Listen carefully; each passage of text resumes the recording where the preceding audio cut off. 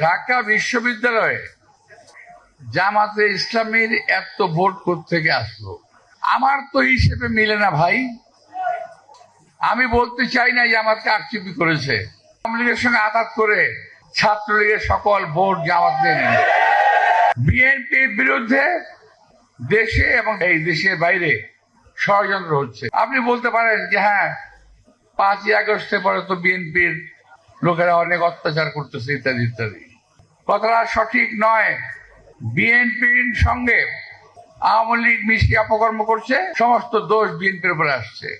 আর বিএনপির ছেলেরা তারা কিছুই বোঝে না, তারা এই লোভ সামাল দিতে পারে নাই হয়তোবা।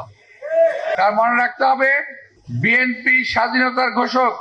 আমাদের অবস্থাটা সকলেই মঞ্চে দাঁড়িয়ে চাঁদাবাজির বিরুদ্ধে, দখলদারির বিরুদ্ধে কথা বলে, আর বাইরে গিয়েই অপকর্মটা শুরু করে।